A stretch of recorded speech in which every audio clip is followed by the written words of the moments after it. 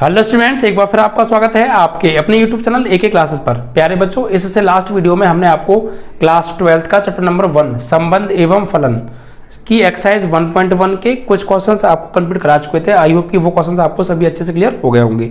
अगर आपने वो वीडियो नहीं देखा है तो उसका लिंक इस वीडियो के डिस्क्रिप्शन में है, आप जाके देख सकते हैं। अभी तक जितनी भी वीडियो हमने प्रोवाइड की है सभी के लिंक इस वीडियो डिस्क्रिप्शन में है बच्चों, तो आप जाके डिस्क्रिप्शन में देख लीजिएगा, क्योंकि सभी पिछले सवाल बेहद इंपॉर्टेंट है आगे के सवालों को समझने के लिए।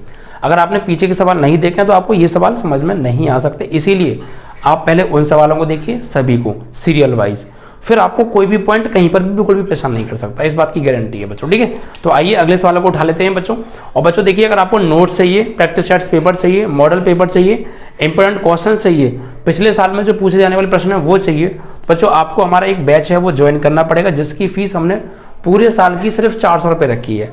ये 400 रुपये में आपको पूरे वीडियो लेक्चर फ्री मिलेंगे, जैसे मैं पढ़ा रहा हूँ ये टोटल पीडीएफ के रूप में नोट्स मिलेंगे, प्रैक्टिस सेट्स पेपर मिलेंगे, मॉडल पेपर मिलेंगे, पिछले साल के पेपर सम वगैरह देने वाले सारी चीज़ आपको प्रोवाइड कर देंगे। ठीक है बच्चों, अगर इसके लिए आपको बस हमारा ग्रुप ज्वाइन करना पड़ेगा। अगर आप हमारा ग्रुप ज्वाइन करना चाहते हैं तो आप हमारा जो नंबर है मोबाइल नंबर 8923824554 पर 400 रुपये फ़ोन पे, गूगल पे या किसी भी माध्यम से आप पे कर सकते हैं, और उस पेमेंट का स्क्रीनशॉट हमारे व्हाट्सएप नंबर पर भेज दीजिएगा इसी वाले पर। ठीक है, और हम आपको ग्रुप में ऐड कर देंगे और सारी चीज़ें फिर हम आपको ग्रुप में ही प्रोवाइड करेंगे। ठीक है बच्चों, तो 400 रुपये कोई ज़्यादा बड़ी बात नहीं होती यार, उसके मैं 400 रुपये यार 1.5 रुपये पर डे भी नहीं पड़ रहा, और मैं आपको पूरे साल पढ़ाने वाला हूँ 400 रुपये में, पूरा मैथ कवर कराने वाला हूँ, नोट्स देने वाला हूँ, इंपॉर्टेंट क्वेश्चन देने वाला हूँ, प्रैक्टिस सेट्स पेपर देने वाला हूँ, मॉडल पेपर देने वाला हूँ।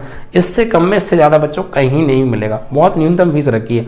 ऑफलाइन बैच की इतनी फीस 1 महीने की होती है, और यहाँ हम पूरे साल की ले रहे हैं। साथ में notes, practice sets, model paper, important question सारी चीज़ें आपको प्रोवाइड कर रहे हैं, और पढ़ा रहे हैं एकदम बेहतरीन तरीके से। आप लोग ऑफलाइन कोचिंग में बंद कर देंगे अगर आप हमारे यहाँ से पढ़ेंगे, उस लेवल से आपको पढ़ाने वाले हैं। ठीक है बच्चों, वरना आप पुरानी वीडियोस देख सकते हैं जाके। ठीक है बच्चों, चलिए तो आज हम जो क्वेश्चन शुरू करेंगे वो क्वेश्चन नंबर 2 से शुरू करेंगे, क्योंकि क्वेश्चन नंबर 1 हमने कंप्लीट कर दिया है। क्वेश्चन नंबर 1 के अंदर 10 सवाल थे, यानी 5 सवाल थे, फिर एक पार्ट में 5 सवाल और थे, तो वो सवाल हमने सब कंप्लीट कर दिए। ठीक है, क्वेश्चन नंबर 2 में क्या है, तो इसमें बच्चों ये जो एक्सरसाइज चल रही है आपकी चल रही है स्वतुल्य, सममित और संक्रामक से संबंधित 3 कंडीशन है, और मैं बार बार यहाँ पर लिख देता हूँ आपके लिए जिससे आपको याद रहे। स्वतुल्य की कंडीशन होती है for all A belongs to A implies that A comma A belongs to R. सममित की कंडीशन होती है प्यारे, क्या होती है कि A comma B belongs to R implies that B comma A belongs to R for all. और संक्रामक की जो कंडीशन होती है वो होती है for all A comma B belongs to R, B comma C belongs to R implies that A comma C belongs to R. इन तीनों कंडीशन पे फोकस करना है। अगर हमें कोई रिलेशन स्वतुल्य प्रूफ करना है तो उसका उसी के साथ रिलेशन हमें दिखाना पड़ेगा। सम्मित प्रूफ करना है तो ए कॉमा बी आर में होना चाहिए, तो B comma A B R में होना चाहिए। और संक्रामक प्रूफ करना है तो ए कॉमा बी आर में है, बी कॉमा सी आर में है, तो ए कॉमा सी बी आर में होना चाहिए। ठीक है, चलिए तो क्वेश्चन नंबर है आपका 2, पढ़ लेते हैं पहले ध्यान से क्या कहा है। ठीक है, क्वेश्चन को पढ़ना बेहद जरूरी है। क्वेश्चन नंबर 2 में कहा है सिद्ध कीजिए कि वास्तविक संख्याओं के समुच्चय में, समुच्चय किसका दे रखा है, वास्तविक संख्याओं का, रियल नंबर का। तो भाई समुच्चय जो हमें दिया है, हम मान लेते हैं समुच्चय जो ए है ये हमें दे रखा है वास्तविक संख्याएं, यानी आर। तो भाई वास्तविक संख्याओं में तो सभी नंबर आते हैं, जितने भी नंबर हैं इस दुनिया में सब के सब नंबर वास्तविक नंबर में आते हैं, बस किनको छोड़ के, रूट के अंदर माइनस के नंबर को छोड़ के। रूट के अंदर नेगेटिव नंबर आ रहा है यानी अवास्तविक संख्या हो जाती है, वो नहीं होती है वास्तविक। ठीक है, चलिए तो अब हमें इसके अंदर बच्चों 5 पार्ट दे रखे हैं, सॉरी 5 नहीं है, एक ही सवाल है, वो मैं पिछले में चला गया। यहाँ रिलेशन क्या दे रखा है, रिलेशन हमें दे रखा है, देखिए रिलेशन दे रखा है कि A comma B such that A is less than equal to B square. ठीक है, और ये हमें प्रूफ करना है, ना तो स्वतुल्य, ना सम्मित और ना ही संक्रामक है, ये हमें जो है सिद्ध करना है। सिद्ध क्या करना है, ना तो स्वतुल्य, ना सममित, ना ही संक्रामक है। ठीक है, ना स्वतुल्य है, ना सम्मित है और ना संक्रामक है, ये तीनों चीजें हमें प्रूफ करके दिखानी है। देखिए कैसे करेंगे, बहुत सिंपल तरीका है। देखिए नहीं प्रूफ करना हो ना तो और सिंपल सवाल हो जाता है, हाँ प्रूफ करना हो तो कई चीज़ें देखनी पड़ती हैं, लेकिन नहीं प्रूफ करना है तो सिर्फ आपको एक एग्जाम्पल ऐसा देना है जिसके लिए इन नियम का पालन ना हो रहा हो, सिर्फ एक एग्जाम्पल। क्योंकि मैंने आपको बताया था चाहे सबके सब इन नियमों का पालन कर रहे हैं, लेकिन कोई एक भी एलिमेंट अगर इस नियम का पालन नहीं करेगा ना तो वो सबके सब कर रहे हैं ना, उन पर पानी फिर जाएगा। अगर गलती से एक भी ऐसा निकल आया जो इन नियमों का पालन नहीं कर रहा है तो ना स्वतुल्य होगा, ना सममित, ना संक्रामक। क्लियर? चलिए तो देखिए अब बात करेंगे स्वतुल्य के लिए। तो स्वतुल्य में आ जाइए भाई। स्वतुल्य में क्या करते हैं बच्चों, कोई भी एलिमेंट जो होता है वो सेट से लेते हैं और उसका उसी के साथ आर रिलेशन होना चाहिए। अगर है तो स्वतुल्य है, अगर नहीं है तो फिर स्वतुल्य नहीं है।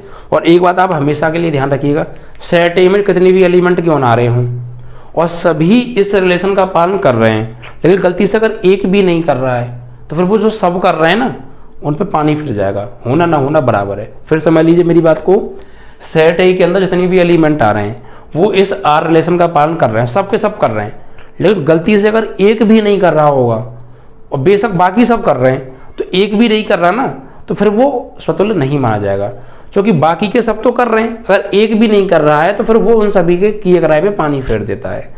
अगर जितने भी एलिमेंट समुच्चय के अंदर आ रहे हैं सबके सब इस नियम का पालन कर रहे हैं लेकिन एक नहीं कर रहा तो फिर बाकियों का करना ना करना बराबर होता है, फिर वो स्वतुल्य नहीं होता है। होने के लिए सबके सब एलिमेंट पालन करने चाहिए।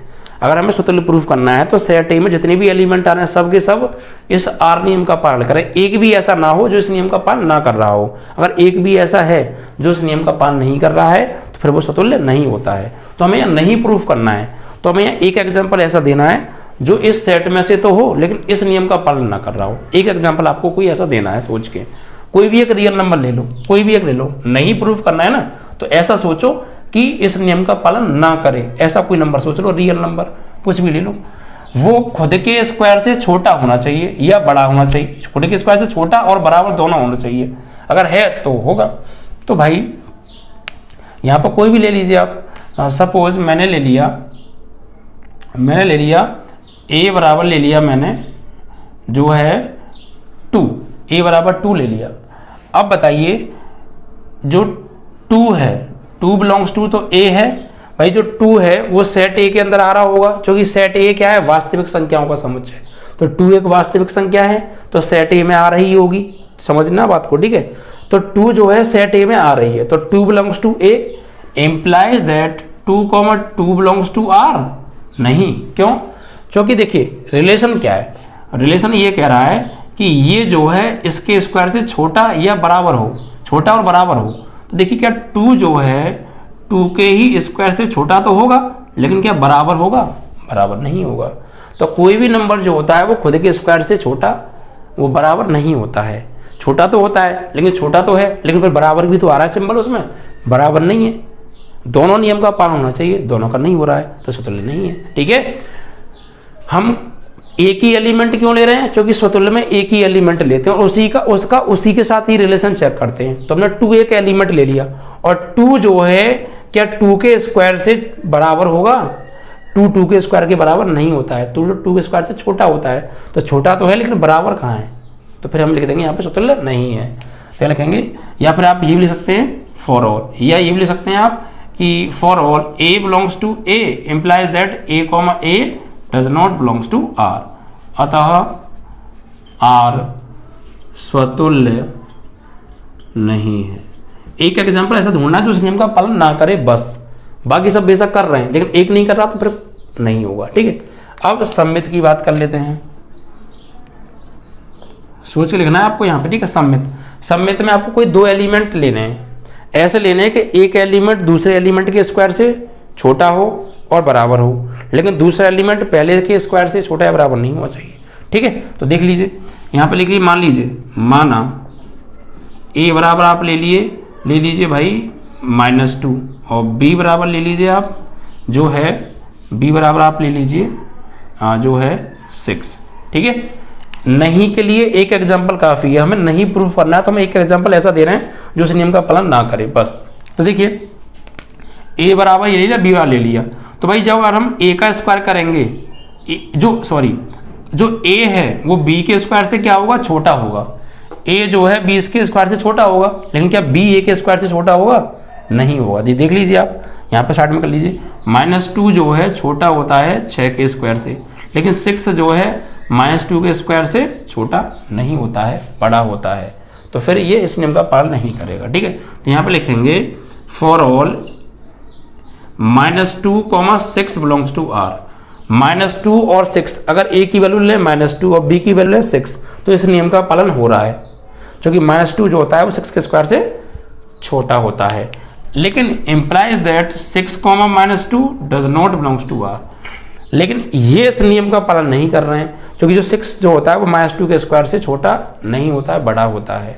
तो नहीं के लिए हमने एक एग्जांपल दे दिया, या आप इसे ऐसे भी लिख सकते हैं, फॉर ऑल a, b तो बिलोंग कर रहा है R से, implies that b, a does not belongs to R। अतः R सममित नहीं है।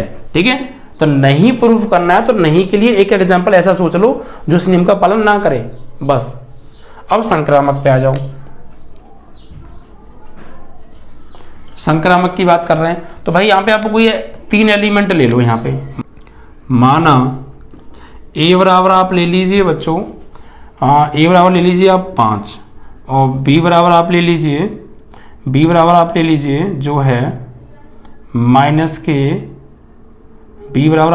जो है -3।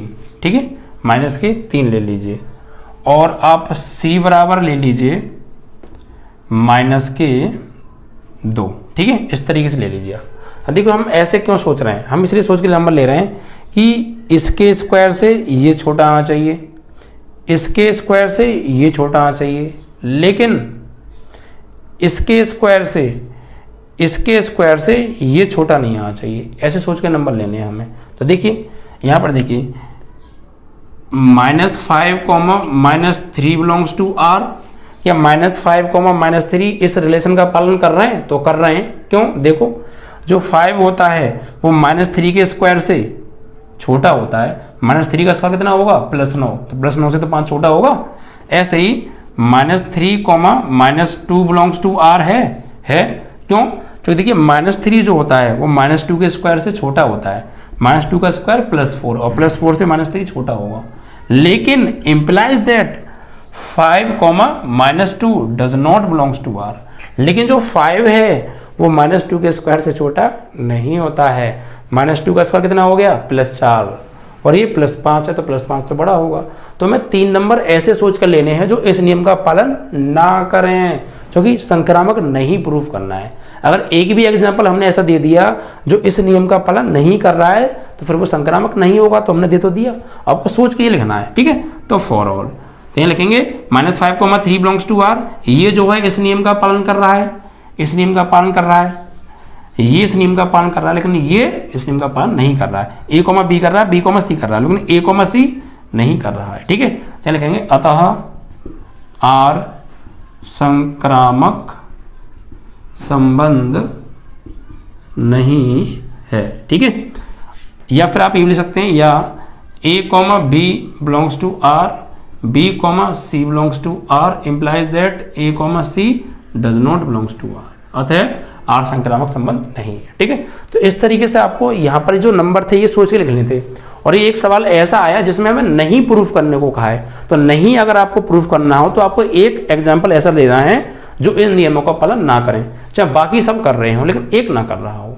और सेट से लेने एलिमेंट, तो ये सब हमने लिए सब रियल नंबर है, और सेट भी तो रियल नंबर का ही है। ठीक है, तो आपका ये दूसरा सवाल यहाँ पे समाप्त होता है। ठीक है भैया, तो एक बार वीडियो को रिपीट कर लीजिएगा, चीज़ ना समझ में आई हो तो। और संख्या भंग्या आपको याद होनी चाहिए, मैं आपको बता चुका हूँ। ठीक है, संख्या अगर आपको याद है तो फिर आप सारी चीज़ों को अच्छे से समझ रहे होंगे, फिर कोई दिक्कत नहीं आ रही होगी। संख्या याद नहीं तो दिक्कत रहेगी आपको। ठीक है, तो इसलिए मैंने पहले ही संख्याओं के बारे में आपको बता दिया था। ठीक है, आपको संख्या पता होना जरूरी है। क्वेश्चन नंबर 3 क्या कह रहा है, देखो 3 में कहा है कि जांच करनी है, हमें एक समुच्चय दे रखा है, समुच्चय दे रखा है A बराबर, और एलिमेंट क्या है इसमें भाई, 1, 2, 3, 4, 5, 6। ठीक है, और रिलेशन क्या दे रखा है, A, B such that B बराबर ए प्लस वन द्वारा परिभाषित है। ठीक है, और हमें ये बताना है आर स्वतुल्य सममित या संक्रामक है प्रूफ करना है। तो देखिए पहले यहां से रिलेशन बना लो आप। रिलेशन क्या बनाएंगे कि ए की भी वैल्यू भी ए से लेनी है और बी की वैल्यू भी ए से लेनी है। ठीक है, तो लो भाई, तो देखो अगर मैं ए की वैल्यू लूंगा 1 और 1 यहां लगाऊंगा तो 1 और 1 2, बी की वैल्यू क्या आएगी 2 आएगी। देखो नहीं तो b बराबर a प्लस 1 है, तो b बराबर a की वैल्यू मैंने ली 1, तो यहाँ 1 और प्लस 1 तो ये है और इसकी जगह 1 लगा दी, तो b की वैल्यू क्या आ गई 2। यानी जो b की वैल्यू है वो a की वैल्यू में 1 जोड़ने पे मिल रही है। तो अगर हमने a का मान लिया 1 तो b का मान आया 2, तो 1,2 आ गया। ये भाई इस नियम का पालन कर रहे हैं ये एलिमेंट, तभी तो इसके अंदर आए। ऐसे ही अगर आप a की वैल्यू लोगे 2 तो b की वैल्यू क्या आएगी 3, तो a की वैल्यू 2 ली और b की वैल्यू आई 3, तो 2 भी इसमें है और 3 भी इसमें है। अब a की वैल्यू लूंगा 3 तो b की वैल्यू क्या आएगी 3 और 1 4, तो 3,4। ऐसे ही a की वैल्यू लूंगा मैं 4 तो b की वैल्यू क्या आएगी 4 और 1 5 आएगी, दोनों ही r में है। a की वैल्यू मैं लूंगा 5 तो b की वैल्यू आएगी 5 + 1 6 भी इसमें है। अब मैं a की वैल्यू 6 लूंगा तो यहाँ 6 लगाऊंगा, 6 और 1 7, तो 6 तो है लेकिन 7 जो आ रहा है वो इसमें नहीं है, तो फिर उसको नहीं ले सकते हैं। क्लियर ना? चलिए, तो ये रिलेशन बन गया। अब हमें तीनों चेक करने हैं, मतलब स्वतुल्य भी बताना है, सममित भी और संक्रामक भी। तो स्वतुल्य की बात कर रहे हैं, तो देखो स्वतुल्य में क्या चेक करते हैं, कोई भी एलिमेंट सेट में से ले लो और उसी का रिलेशन आर के अंदर होना चाहिए। चेक कर लो 1 सेट ए में है, क्या 1,1 इसमें है? नहीं है। हमें चेक करना है, सिद्ध करना है। ये देख लो एक बार सवाल में, सवाल नंबर 3 में जांच करनी है भाई। क्या करनी है? जांच करनी है। यहाँ लिख देता हूं मैं, जांच करो आर स्वतुल्य सममित संक्रामक है या नहीं, जांच करनी है। जांच में तो हाँ भी हो सकता है ना भी हो सकता है। तो फिलहाल यहाँ पे देखिए कोई भी एलिमेंट ले लो आप सेट में से, मान लो 1 ले लिया, 1 सेट ए से बिलोंग कर रहा है लेकिन 1,1 आर में है नहीं है। 2 सेट ए से बिलोंग कर रहा है, 2,2 आर में है नहीं है। वैसे अगर सब ये आगे के सब इसमें होते लेकिन एक नहीं होता तो वैसे भी नहीं होता। ठीक है, तो एक भी इस नियम का पालन नहीं कर रहा तो फिर वो नहीं होगा। तो आप यहाँ लिखेंगे for all 1 belongs to A, 1 set A में से में तो है लेकिन इंप्लाइज दैट 1,1 आर में नहीं है। तो लिखेंगे आर एक स्वतुल्य संबंध नहीं है। फिर बात करेंगे सममित के बारे में। सममित की कंडीशन क्या होती है भाई कि a, b आर में है तो b, a भी आर में होना चाहिए। आर में से लेते हैं एलिमेंट, तो देखो 1,2 आर में है तो 2,1 भी आर में होना चाहिए लेकिन 2,1 आर में नहीं है। और चेक कर लो 2,3 आर में है तो 3,1 2,3 आर में है तो 3,2 भी आर में होना चाहिए, 3,2 आर में नहीं है। नहीं, अगर ये 2 ही नहीं आ रहे तो आगे के बेशक आ भी रहे हो तो भी नहीं होगा, क्योंकि एक भी नहीं आता ना तो होता ही नहीं है। यहाँ लिखेंगे for all 1,2 belongs to R implies that 2,1 does not belongs to R. तो आर एक सममित संबंध नहीं है। ठीक है, अब संक्रामक की बात कर लेते हैं। वही नियम चलते आ रहे हैं पहले सवाल वाले ही, बस शुरू से देखिए सभी सवालों को।